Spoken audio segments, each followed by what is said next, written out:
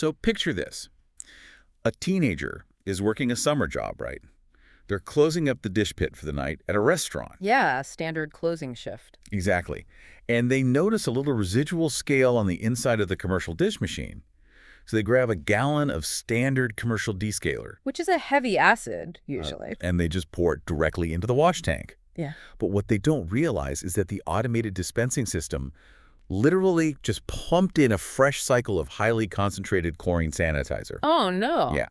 3 seconds later, the chemical equilibrium in that tank just violently shifts. And that teenager has just generated a rolling greenish-yellow cloud of pure elemental chlorine gas. That's incredibly dangerous. It's the exact same chemical weapon deployed in the trenches of World War I, and now it's just extending across a restaurant kitchen. Right next to where people are cooking food. Exactly. So, welcome to this deep dive. Today, we are looking at the molecular warfare happening right behind those swinging metal doors of your favorite restaurant. It really is warfare, honestly, on a chemical level. It is. And our stack of sources today for you, the listener, is this highly detailed set of chemical reaction data, physiological hazard thresholds, and safety tables. And it's focusing entirely on commercial dishwashing and washroom chemistry. It's a massive amount of data. Massive. The mission of this deep dive today is to explore the profound, totally invisible safety hazards that are just hiding in plain sight within institutional kitchens. Because, we aren't just looking at the benign warm water soap that you use at home. Not at all. We're looking at a high-stakes landscape of powerful oxidizers, caustic bases, and halogens.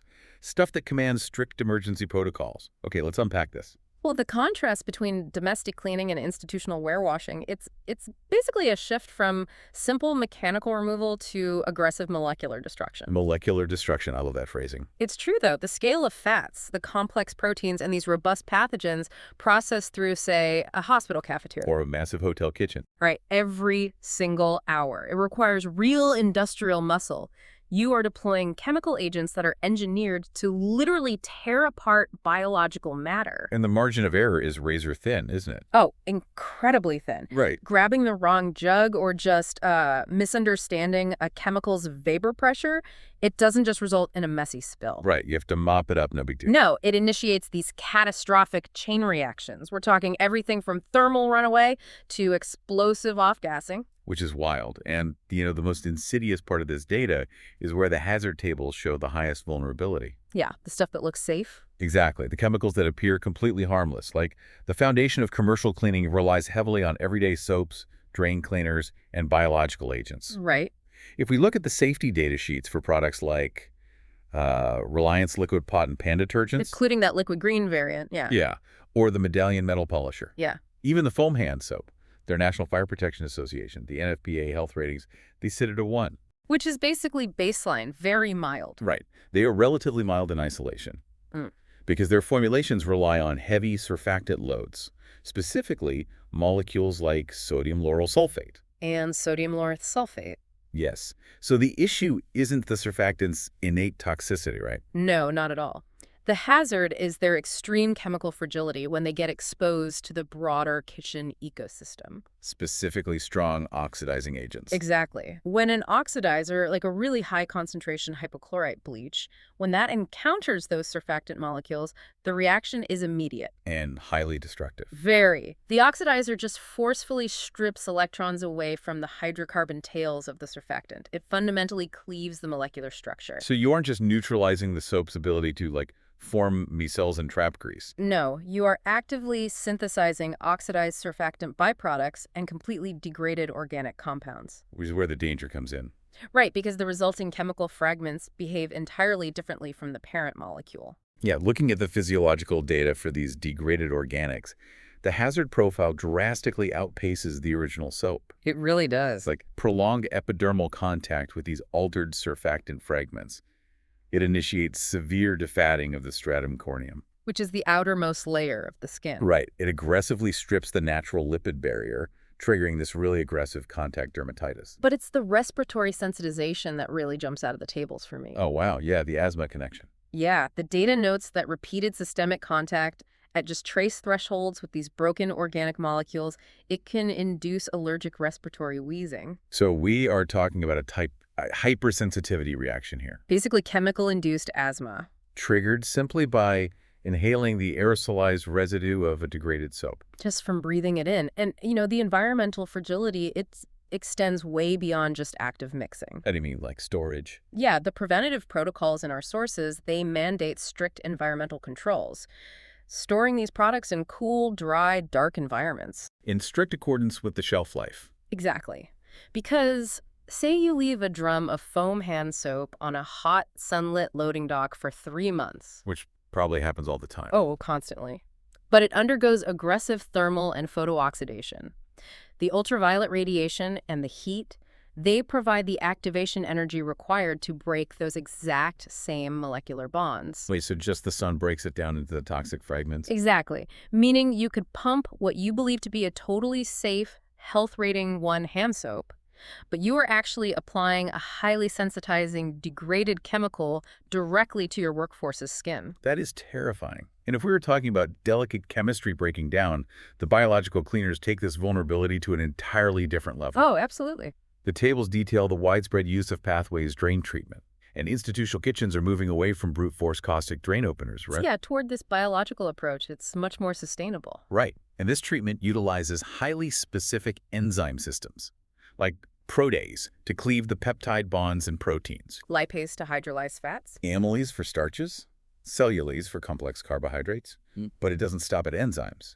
The product contains viable bacterial cultures. Living spore blends. Yeah, designed to establish a microscopic ecosystem inside the plumbing that actively digests organic waste. It is an elegant, highly sophisticated approach to organic load management. And because it uses natural biological mechanisms, its NFPA health rating is also a 1. Very safe for human handling. However, biological structures, specifically the tertiary structures of complex proteins like enzymes and the fragile phospholipid bilayers of those bacterial cells, they are uniquely susceptible to chemical stress. And this is exactly where the operational collusion happens in the data. Right. If a facility relies on this living drain treatment, but a worker subsequently flushes a concentrated disinfectant or a strong acid down that same drain. Or a caustic degreaser. Yeah, it is a localized apocalypse. I mean, think of it like this. You have deployed a highly specialized microscopic SWAT team to methodically dismantle a massive grease blockage piece by piece. I like that analogy. Right. They are actively working, reproducing, digesting the grease. Then another worker comes along and deploys a chemical weapon into that exact same confined space. You completely annihilate your own biological workforce. You wipe them out entirely, and the mechanism of that annihilation is instantaneous. How fast are we talking? Instant. When the complex proteins of the protease or the lipase enzymes encounter a concentrated acid or a heavy oxidizer, the extreme pH shift and the electron scavenging it disrupts the delicate hydrogen bonds. The bonds holding the enzyme together. Yes, holding its three-dimensional shape together. The protein is completely denatured. It unravels, losing its active site and rendering it totally non-functional. What about the live bacteria? For the viable bacterial cultures, the caustic agents induce rapid cellular lysis. So it just pops them. Literally. The structural integrity of the bacterial cell wall is ruptured, spilling the intracellular contents and killing the organism instantly. And the physical byproduct of this chemical slaughter, it creates a secondary hazard that is arguably worse than the original problem. Which is so counterproductive. Right. The tables show that the denatured proteins, the lysed cellular debris, and this suddenly inactive biological matter, it actually coagulates the existing organic waste in the drain. It makes it harder. Exactly.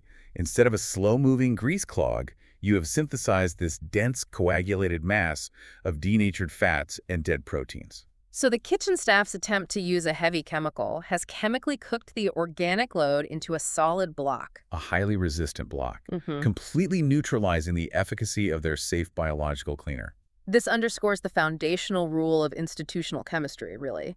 No substance is truly passive. Everything reacts. The interaction between cleaning agents is a constant, highly reactive variable. And that reactivity brings us to one of the most critical operational hazards highlighted in the sources, a phenomenon known as sanitization cancellation. This one is so insidious. It really is. We just explored how chemicals can obliterate biology, but the data details a much more subtle, invisible danger where chemicals actively disarm one another, leaving dangerous biology perfectly intact.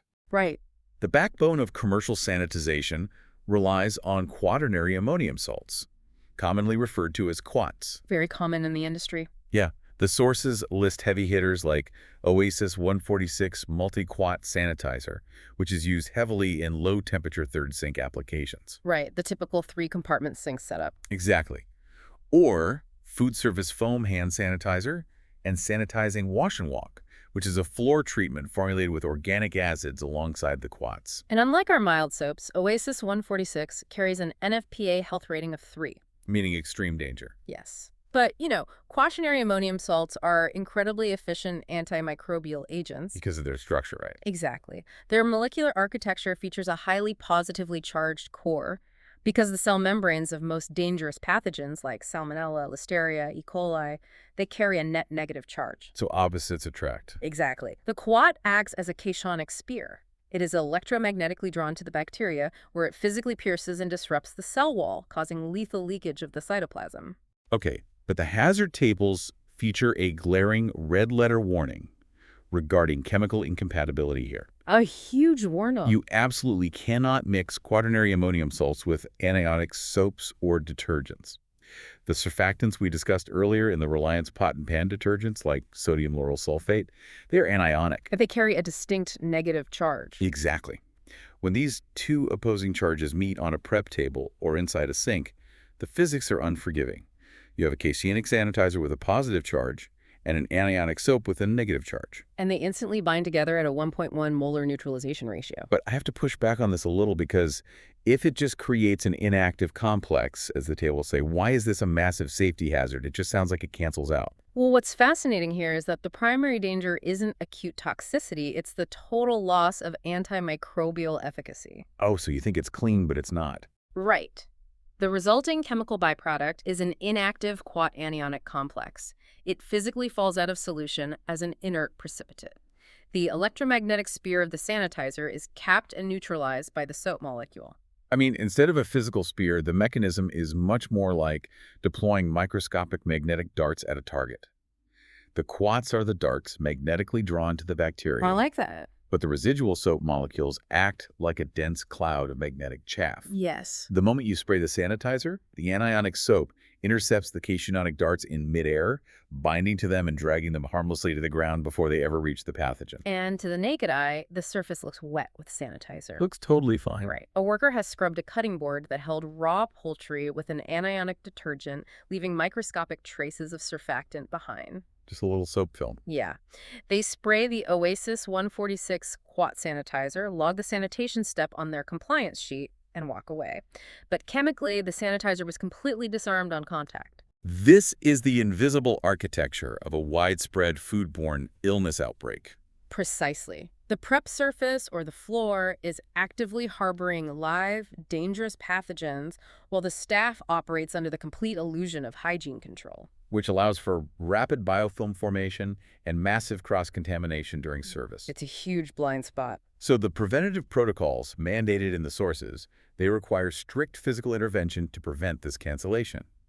A worker cannot simply wipe away the soap with a damp cloth. No, that's not enough. The standard operating procedure dictates thoroughly rinsing and flushing the surfaces with copious amounts of clean water between the anionic wash phase and the catalinic sanitation phase. You have to physically strip the surface of every single anionic molecule. If you skip the flush step, you're doing nothing more than spraying highly expensive, completely disarmed water onto your critical prep stations. And the exact same vulnerability applies to the wash and walk floor sanitation. The floor cleaner, right? Yeah, if the maintenance staff attempts to aggressively degrease a quarry tile floor with a standard anionic soap and subsequently applies the wash and walk without performing a thorough, high-volume freshwater flush in between, It cancels out again. the floor sanitizer is instantly precipitated out.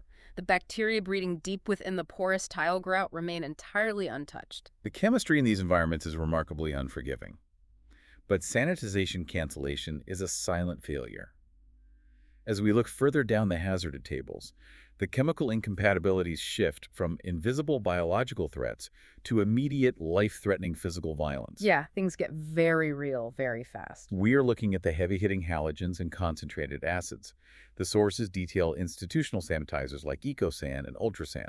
These are aggressive formulations of sodium hypochlorite industrial chlorine bleach, often stabilized with sodium hydroxide. And they carry an NFPA health rating of 3. Parallel to them, we have descalers and delimmers, like Keystone Limeaway, composed of highly concentrated nitric acid and citric acid, designed to aggressively dissolve calcium and mineral deposits inside dish machines. Also an NFPA health rating of 3. Right. And here's where it gets really interesting, going back to our story at the top of the deep dive. Ah, the teenager closing the dish pit. Exactly. Yeah. The absolute most severe chemical incompatibility documented in commercial kitchen operations is the cross-contamination of a hypochlorite halogen with a strong acid. It's basically the worst thing you can do. Why is it so volatile? Well, the chemistry here is governed by a delicate equilibrium. In a stable state, sodium hypochlorite maintains a high alkaline pH to keep the chlorine dissolved in solution. Okay, it needs the high pH. Right. When a worker introduces an acid like Limeaway, the pH plummets instantaneously. It crashes. This rapid acidification forcefully shifts the chemical equilibrium, breaking down the hypochlorite molecule and violently off-gassing pure elemental chlorine gas, 2,522. And the physiological reality of chlorine gas exposure is harrowing. Like we said, it's a World War I trench hazard suddenly appearing next to a dishwasher. It's a dense, greenish-yellow gas that is heavier than ambient air. So it doesn't dissipate upwards into the exhaust hoods. No, it sinks. It rolls along the floor, filling the physical footprint of the dish pit, creeping into confined spaces and drains. And when a worker inhales this dense vapor, it travels down the trachea, through the bronchial tubes, and deep into the microscopic alveoli of the lungs. And because the human respiratory tract is lined with moisture, the gas reacts on contact with that water. It reacts with your own lungs. Yes. That reaction synthesizes hydrochloric acid and hypochlorous acid directly inside the lung tissue. That is horrifying. The damage is not just an irritation. It is a rapid corrosive destruction of the cellular architecture. The acids attack the type I and type II pneumocytes, causing immediate and severe chemical pneumonitis. And the body's response to that is what actually causes the most damage, right? Yes, the physiological response to this massive tissue damage is an aggressive inflammatory cascade. The capillaries surrounding the alveoli become highly permeable, So they start leaking. leaking massive amounts of plasma and interstitial fluid directly into the air sacs in a desperate attempt to dilute the acid. The clinical term for that is pulmonary edema. But practically speaking, the worker is drowning in their own internal fluids. Exactly. The fluid completely blocks the transfer of oxygen across the alveolar membrane, inducing severe hypoxia. And the thresholds listed in the data for this hazard are staggering. They are so low, chlorine gas creates an immediate danger to life and health, an IDLH environment, at a concentration of just 10 parts per million. $10 text, people. Which is almost nothing. Right. To visualize that concentration, $10 text peri is roughly equivalent to 10 microscopic drops of ink dispersed entirely throughout a 55-gallon drum of water. Oh, wow. Yeah. If that minuscule fraction of chlorine gas exists in the air volume you are breathing, your life is in immediate critical danger. In fact, the Occupational Safety and Health Administration sets the absolute ceiling limit for worker exposure at just $1 text ET. Just one. But the hazard tables highlight that acids are not the only catalyst for toxic off-gassing. Right. What else causes it? Mixing hypochlorite sanitizers with ammonia or amine-based compounds yields equally lethal results. Okay, so if a worker attempts to augment their cleaning power by mixing EcoSan with a product like Reliance Glass Cleaner, which contains ammonium hydroxide, The reaction synthesizes chloramine gas. which is just as bad. Oh, the nitrogen in the ammonia bonds rapidly with the chlorine.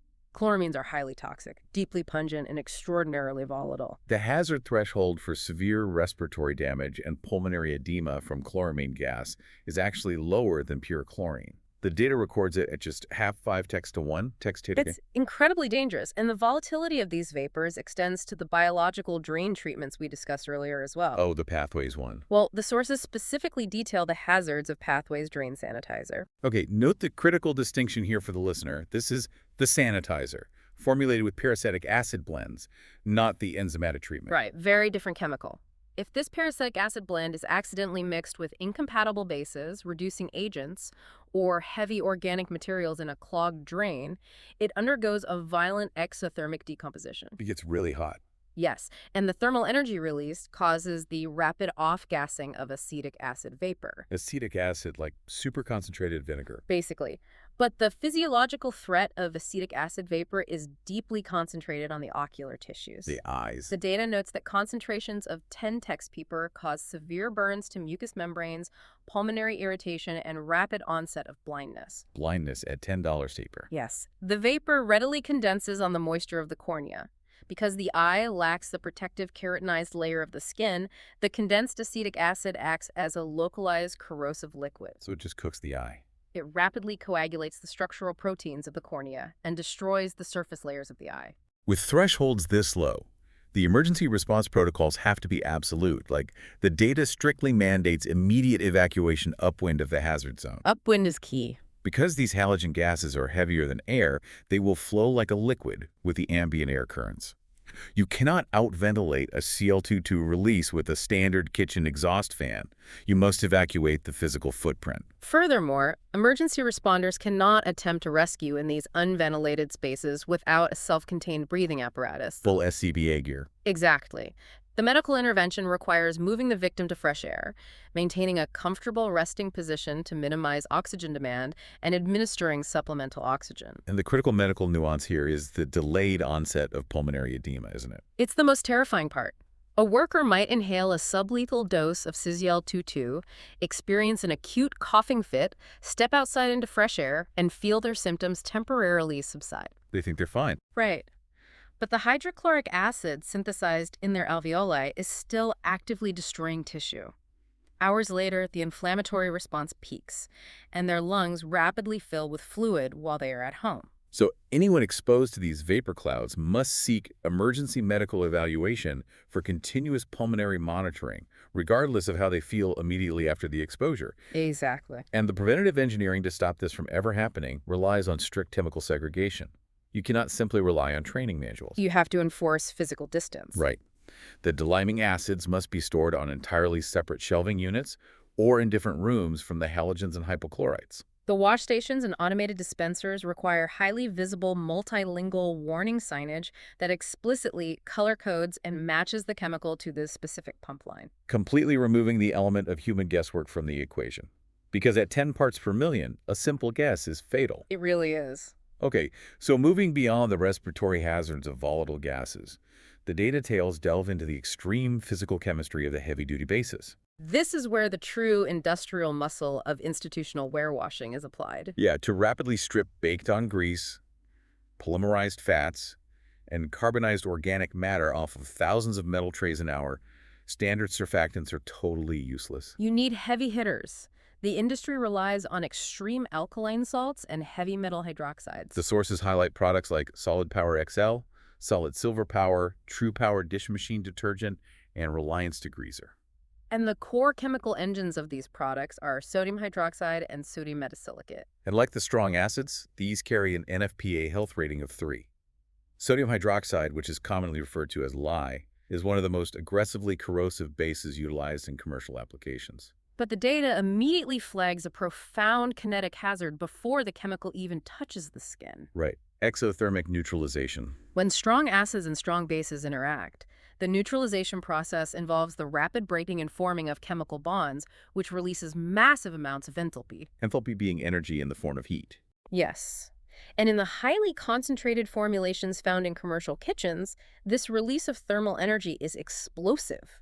Literally explosive. The hazard data indicates a kinetic temperature spike threshold of 50 Cert-Tex, which is 122 Cert-Tex, strictly above the ambient temperature of the solution. To put the thermodynamics of that into perspective for you, if the ambient temperature of the dish room is $80 as text, and a worker accidentally mixes a concentrated acid with a base like Solid Power XL in a confined pipe or a mop bucket, The liquid doesn't just get warm. no, the temperature instantly spikes past $200. It reaches the boiling point of water almost instantaneously. And when water rapidly boils within a heavy chemical solution, the rapid phase change from liquid to steam causes violent expansion. It results in immediate container rupture. You get these localized geysers of boiling, highly caustic chemical soup erupting into the workspace. So you aren't just suffering a chemical exposure, you are receiving a massive thermal burn simultaneously. And how are workers supposed to handle this safely without getting splashed? Well, the physiological damage inflicted by these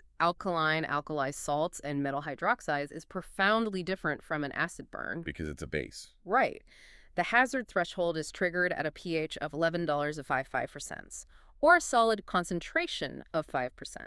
At these extreme alkaline levels, the caustics engage in a mechanism known as tissue saponification. Saponification. Acids typically cause coagulative necrosis. They cook the proteins on the surface of the skin, forming a hardened ester that actually slows the acid from penetrating deeper. Bases do the exact opposite. They cause liquefactive necrosis. Which is horrifying because saponification is the actual literal chemical process of synthesizing soap. It is. Historically, soap is made by taking triglycerides animal fat and exposing them to a strong base-like lye. The hydroxide ions cleave the ester bonds in the fat, creating fatty acid salts, which is soap. So when a highly concentrated sodium hydroxide solution splatters onto a worker's arm, it reacts instantly with the ambient moisture and the lipid structures of the skin. It begins to chemically hydrolyze the subcutaneous fat of the human being. It is actively converting the structural lipids of the human tissue into soap. That is just grim. Because it liquefies the tissue as it burns, there is no hardened barrier formed to stop the chemical advance. The caustic solution continues to penetrate endlessly, causing deep, cavernous caustic ulcers that destroy nerves, muscle, and vascular tissue. And what happens if it gets in the eyes? In the ocular cavity, the high pH rapidly dissolves the structural proteins and lipids of the cornea and the sclera, leading to permanent, irreversible blindness in a matter of seconds. So the physical handling of these substances requires exact procedural engineering. For manual mixing, the data strictly enforces a non-negotiable thermodynamic rule. Yes, you always add concentrated acids or bases slowly to large volumes of water. You never add water to a chemical concentrate. Think of the water as a massive thermal sink. If you slowly sift a cup of caustic powder into a 50-gallon drum of water, the sheer volume and high specific heat capacity of the water safely absorb and dissipate the enthalpy of the reaction. But if you have a dry bucket of sodium hydroxide powder and you pour a cup of water directly onto it, The localized thermal spike instantly flashes that small amount of water into steam. and the expanding steam violently blasts the dry, unreacted caustic powder directly upward like a geyser into the worker's face. So to mitigate this severe manual handling risk, modern institutional kitchens rely extensively on automated closed-loop dispensing systems. Because the chemistry is engineered to isolate the worker from the hazard. Products like Solid Power XL are manufactured as dense, solid blocks, securely encapsulated inside a rigid plastic jar. Right, the worker just inverts the sealed jar into a locked, wall-mounted dispenser casing. During the wash cycle, the dish machine automatically directs a highly calibrated jet of water upward into the jar, dissolving the exact required molarity of the chemical and routes it directly into the wash tank through shielded tubing. So the human hand never makes contact with the caustic agent. Despite the automation, servicing these lines or changing the capsules mandates full personal protective equipment, heavy-duty rubber aprons, chemical-resistant gauntlet gloves, and full face shields. If a catastrophic failure occurs, like a pressurized line bursting and coating a worker in a high pH hydroxide solution, the emergency protocol is relentless, continuous dilution. The victim must immediately flood the affected tissue with continuous running water for an absolute minimum of 15 minutes. The goal is to physically flush the hydroxide ions away before the saponification process can establish a deep necrotic wound.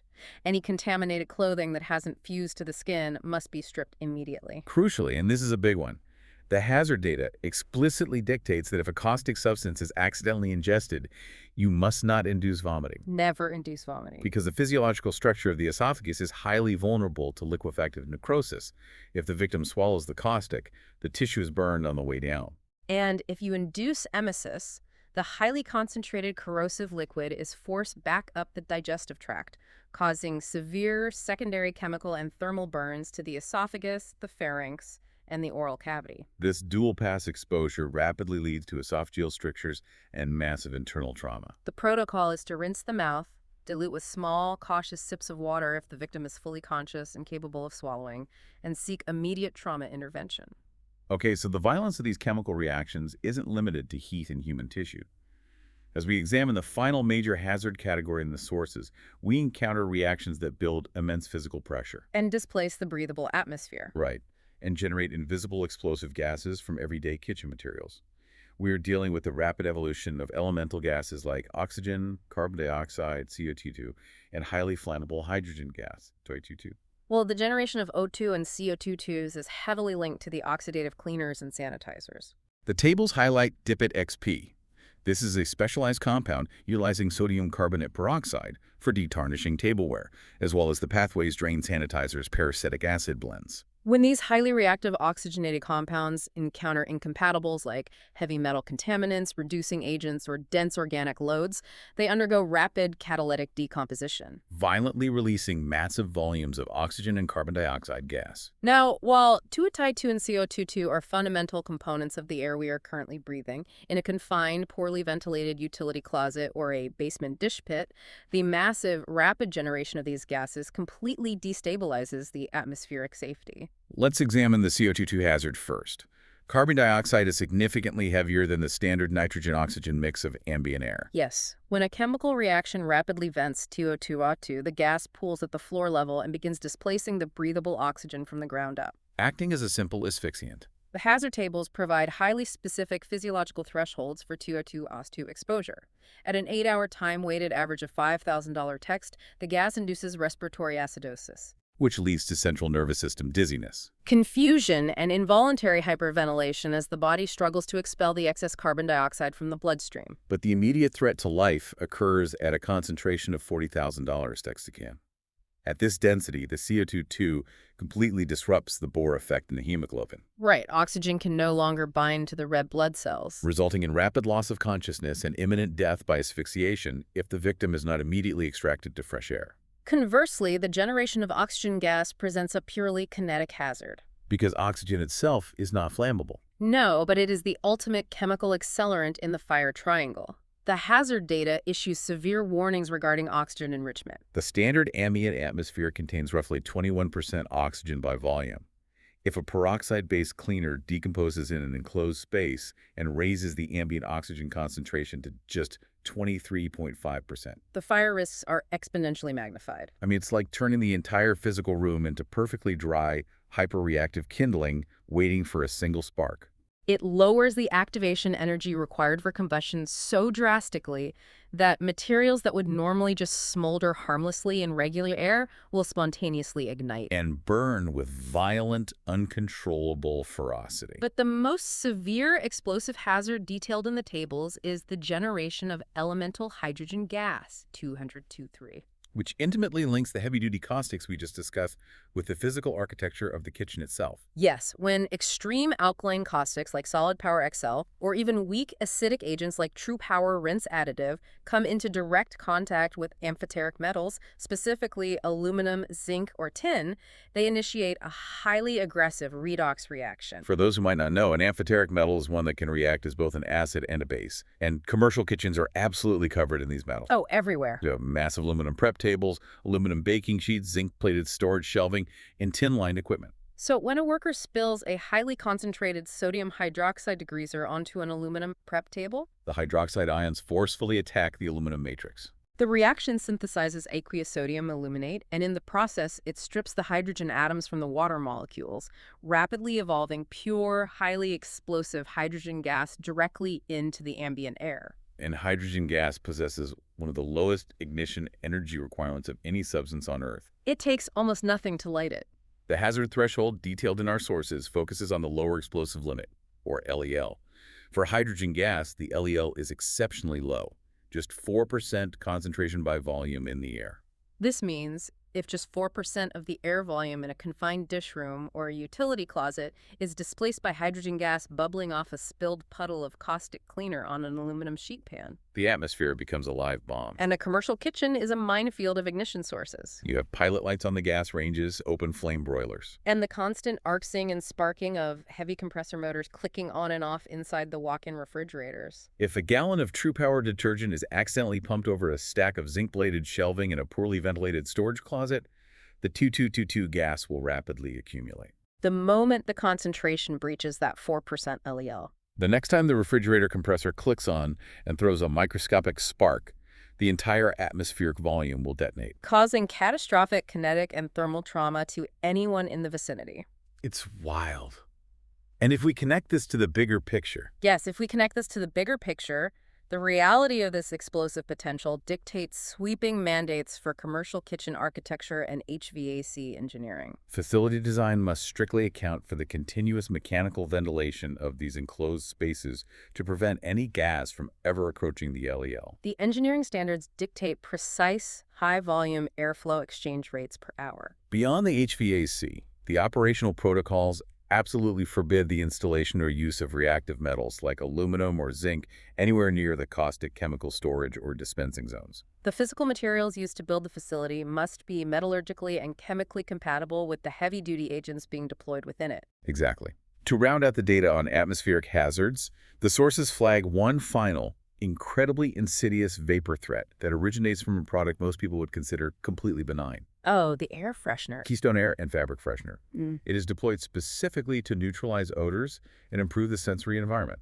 Right, but the chemical makeup relies on zinc ricinoleate and a blend of glycol ether solvents. And the hazard tables note that if these specific solvents are exposed to strong chemical oxidizers or subjected to extreme thermal breakdown from the ambient heat of the kitchen equipment, they undergo oxidative degradation, Producing highly dangerous volatile organic compounds, or VOC combustion byproducts. The physical danger of these VOCs lies in their high lipid solubility. When a worker inhales these degraded solvent vapors, the compounds easily cross the blood-brain barrier and dissolve directly into the lipid-rich myelin sheaths of the central nervous system neurons. And the hazard data records that cumulative exposure limits of just 50 text to 100 text to UVOCs trigger severe narcosis. The physiological manifestation of that narcosis is profound dizziness, deep confusion, severe depression of the central nervous system, and acute bronchial irritation. Just picture a worker enthusiastically spraying air freshener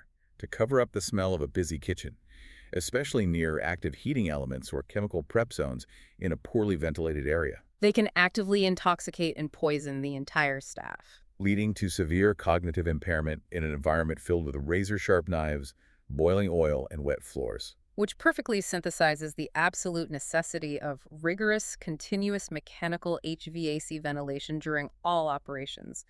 You cannot simply rely on open doors. You must actively mechanically evacuate the volatile chemical load from the enclosed breathing zones. Definitely. So what does this all mean? We've traced the chemical pathways from degraded, seemingly harmless soaps destroying the skin's lipid barrier to highly advanced biological enzyme cleaners being massacred and coagulated by common bleach. We've unpacked the invisible magnetic chaff phenomenon of sanitization cancellation, where detergents completely disarm the cationic spears of the quats. We've calculated the lethal equilibrium shifts that generate World War I chlorine gas clouds at just 10 parts per million, Detailed the horrifying tissue saponification caused by extreme caustics. and explored the redox reactions that turn everyday aluminum prep tables into explosive hydrogen gas generators. It means that a commercial kitchen is fundamentally a dual-use facility. The culinary creation, the perfectly plated food, that is the highly curated front-of-house illusion. The back-of-house reality is that it operates as a highly sensitive, exceptionally dangerous chemical laboratory. Maintaining that safety requires exact stoichiometric science, rigid architectural and chemical segregation, and a deep systemic respect for the molecular kinetics occurring on every single surface and inside every pipe. It completely reframes the entire dining experience. For you listening at home, the next time you sit down at your favorite restaurant and the server sets a perfectly spotless, sparkling commercial glass in front of you, or you rest your hands on a brilliantly sanitized stainless steel table, You should take a moment to appreciate the intense, highly dangerous chemical ballet that it took to achieve that outcome safely. it is a profound marvel of closed-loop engineering, precise formulation, and rigorous procedural discipline that millions of dishes are processed every day, and the staff navigates that hazardous landscape without catastrophic injury. The safety of that environment is a testament to the invisible architecture of hazard mitigation, the automated systems, the multilingual training, and the strict adherence to the laws of chemical thermodynamics. It absolutely is. And as we conclude this deep dive, I want to leave you with a final provocative thought to ponder, something that builds on the collision of all these complex systems. It's an important question. We discussed how green chemistry, specifically the living biological enzyme blends like the pathways grain treatment, are becoming incredibly popular as the industry pushes for environmental sustainability. Right? But as these fragile microscopic ecosystems attempt to replace the heavy-hitting, biology-killing caustics and halogens, how is the hospitality industry going to fundamentally retrain a massive workforce? We are talking about generations of workers whose entire muscle memory is deeply conditioned to just pour bleach on it when faced with a tough mess. Exactly. If the future of sanitation relies on delicate living biology, but the ingrained instinct of the kitchen is to deploy overwhelming chemical force, it feels like we are accelerating toward a massive systemic collision between modern green chemistry and old-school brute force sanitization. How many biological ecosystems would be chemically massacred before the culture changes? It's definitely something to think about the next time you see someone wiping down a table. Thank you for joining us on this deep dive into the hidden hazards of commercial chemistry. We will catch you next time.